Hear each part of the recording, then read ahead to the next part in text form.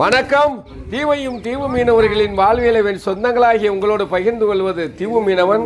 இன்னைக்கு நம்ம ஒரு சுவாரஸ்யமான வீடியோ தான் பார்க்க போகிறோம். அது என்ன வீடியோ அப்படின்னு பார்த்தீங்கன்னா, அதாவது சேம்பர் செங்கல் தயாரிக்கிறத எல்லாருமே பார்த்துருக்க மாட்டோம். கிராமத்தில் உள்ளவங்களே நிறைய பேர் அதை பார்த்துருக்கிறதுக்கு வாய்ப்பு கிடையாது.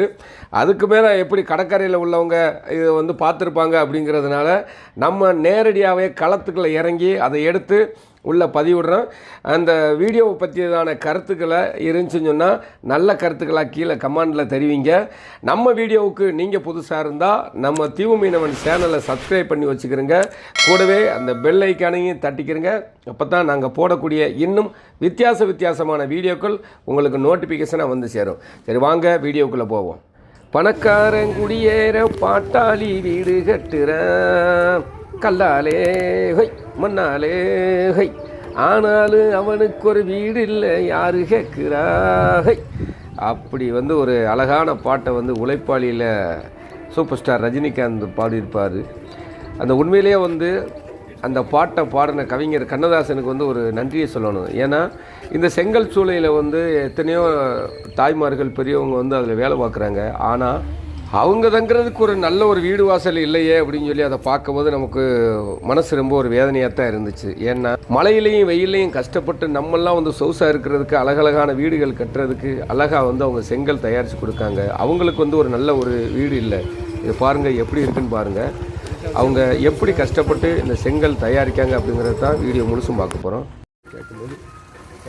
இந்த செங்கல் தயாரிக்கிறதுக்கு அவங்க தேவையான மணல்கள் என்ன செய்கிறாங்கன்னா வெவ்வேறு இடங்கள்ல இருந்ததால் லாரி கணக்கில் அவங்க வாங்குறாங்க. வாங்கி இப்படி மொத்தமாக கொட்டி அதுகளில் என்ன செய்கிறாங்கன்னா அந்த மாதிரி இந்த பொருட்காங்க அந்த மாதிரி பாத்தி கட்டி அதில் தண்ணியை ஊற்றி அதை என்ன செஞ்சிடறாங்கன்னா முதல் நாள் ஃபுல்லாக ஊற வச்சிடுறாங்க. ஊற வச்சு அதுக்கு அடுத்து 2வது நாள் என்ன செய்கிறாங்கன்னா இந்த மாதிரி அதை பூரா அப்படி இந்த கலவை மாதிரி நல்லா கிரேவி பண்ணுறாங்க. கிரேவி பண்ணி தான் எடுத்து இந்த மாதிரி வண்டியில் கொண்டுக்கிட்டு போய் அந்த செங்கல் அடுக்கிற இடத்துக்கு கொண்டு வராங்க. அந்த பிணையும் போது இந்த சின்ன கல் குச்சிகள்லாம் வந்துச்சுன்னா அதை எடுத்து தனியாக போட்டுருவாங்களாம். கலந்து வச்சு அந்த கலவையை அப்படி கொண்டு வண்டியில் தட்டிட்டு போன உடனே இதுகளில் இருக்கிறவங்க என்ன செய்வாங்க, அதை அள்ளி என்ன செய்கிறாங்கன்னா அந்த அச்சு மேலே வச்சு அவங்க அதை வார்க்குறாங்க. சைஸ் வாரி எப்படி வைக்கிறாங்க.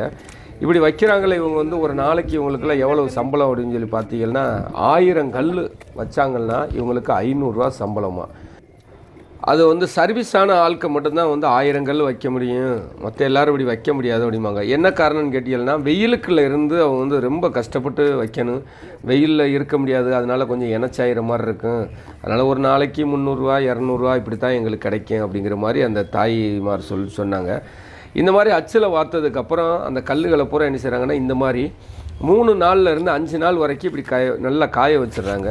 காய வச்சதுக்கு அப்புறம் தான் இதுகளை பூரா எடுத்து என்ன செய்கிறாங்கன்னா இந்த மாதிரி எடுத்துகிட்டு போய் அடுக்கி என்ன செய்கிறாங்க, அந்த செங்கல் சூளையில் தீயரிக்கிறதுக்குள்ள கொண்டு இந்த வச்சுருக்காங்க பாருங்க.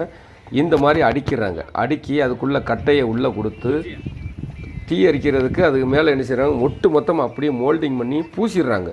இந்த சாந்து மாதிரி இருக்குல்ல, இந்த களிமண்ணை வச்சு அதோடு அப்படியே வச்சு பூசி அதுக்குள்ளே அந்த வைக்கல் இந்த இதுகள்லாம் அந்த வச்சுருக்காங்க பாருங்க. அந்த வைக்கல் இதுகளை பூரா அதுகளில் நல்லா அடுக்கி வச்சுட்டு அதுக்கப்புறம் தான் அவங்க தீயை வச்சு பற்ற வச்சு விட்றாங்க.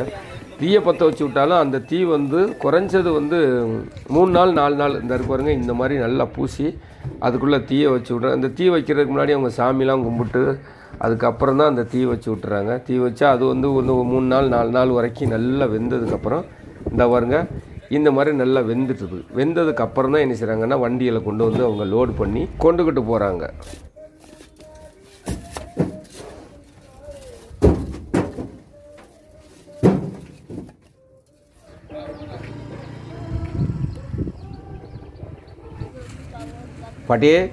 பாட்டே இப்படி ஓனருக்கு விசுவாசமாக உளுந்து வேலை பார்த்து ஒரு நாளைக்கு 500 தான் நான் தர்றாரு.